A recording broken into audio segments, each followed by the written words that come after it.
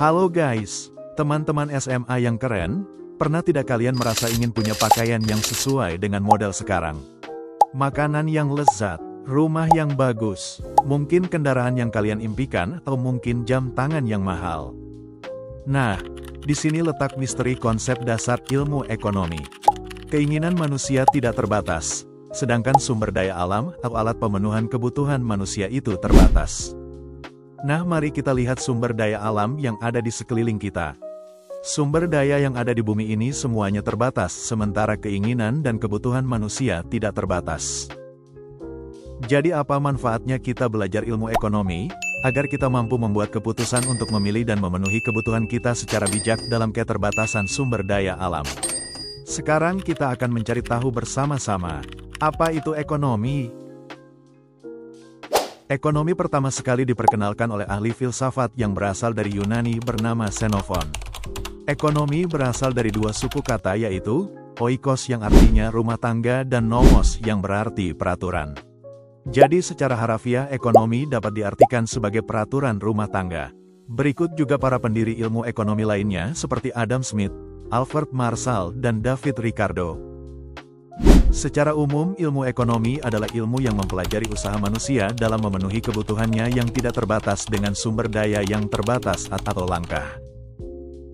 Sebelumnya, kita melihat secara singkat bahwa kebutuhan dan keinginan manusia yang tidak terbatas, sedangkan alat pemuas kebutuhan atau SDA terbatas. Mari kita simak bersama konsep dasar ilmu ekonomi yaitu kelangkaan. Kelangkaan dapat terjadi karena sumber daya alam yang tersedia tidak cukup untuk memenuhi semua kebutuhan dan keinginan manusia, yang pada prosesnya membutuhkan waktu untuk dapat diolah dalam memenuhi kebutuhan manusia. Seperti hasil pertanian, energi dan pakaian yang membutuhkan waktu untuk dapat diproduksi. Kenapa ya kelangkaan bisa terjadi? Kelangkaan terjadi karena beberapa faktor yaitu, pertama letak geografis suatu daerah, ada yang subur dan ada yang tandus.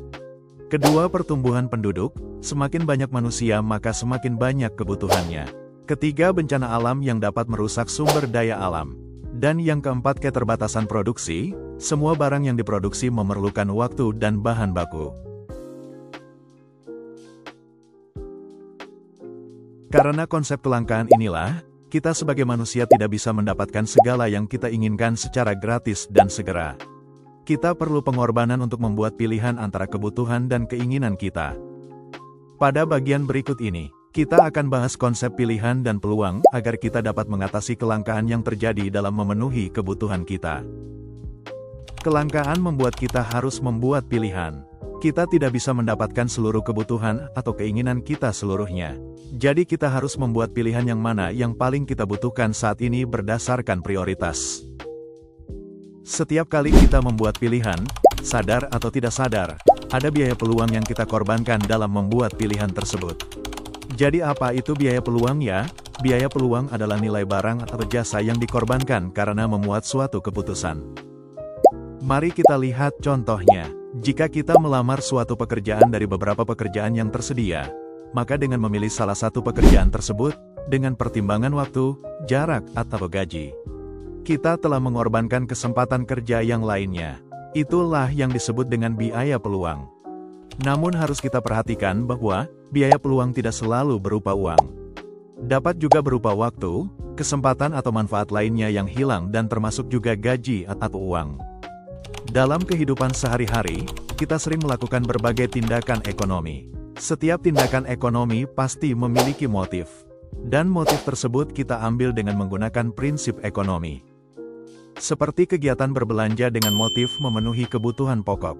Bekerja dengan motif untuk mencari keuntungan atau menabung untuk motif berjaga-jaga atau investasi. Selain motif ekonomi, dalam membuat keputusan atau mengambil tindakan ekonomi, kita biasanya juga menggunakan prinsip ekonomi. Nah, mari kita sekarang masuk ke pembahasan prinsip ekonomi. Prinsip ekonomi yaitu tindakan ekonomi dengan pengorbanan tertentu. Manusia berusaha mendapatkan keuntungan atau kepuasan maksimal, atau sebaliknya dengan pengorbanan yang sesedikit mungkin, namun berusaha mendapatkan tingkat keuntungan atau kepuasan yang sebesar-besarnya. Contohnya saat kalian membeli buah, kalian pasti akan memilih buah yang segar dan berkualitas namun dengan harga yang terjangkau. Itulah penerapan prinsip ekonomi. Sekarang mari kita lihat pembagian dari ilmu ekonomi. Para ahli ekonomi membagi ilmu ekonomi menjadi dua bagian utama, yaitu ekonomi mikro dan ekonomi makro. Ekonomi mikro fokus pada perilaku individu, rumah tangga, dan perusahaan dalam membuat keputusan mengenai alokasi sumber daya alam dalam memenuhi kebutuhan manusia. Perilaku yang dimaksud adalah produksi, distribusi, dan konsumsi. Sedangkan ekonomi makro mencakup rumah tangga produksi, rumah tangga distribusi, rumah tangga konsumsi, dan rumah tangga luar negeri. Ekonomi makro melihat ekonomi secara keseluruhan, seperti isu inflasi, pengangguran, pertumbuhan ekonomi, dan kebijakan ekonomi. Demikian pembahasan kita kali ini tentang konsep dasar ilmu ekonomi. Terima kasih sudah menonton. Jangan lupa subscribe dan like video ini ya teman-teman. Tetap semangat dan sampai jumpa.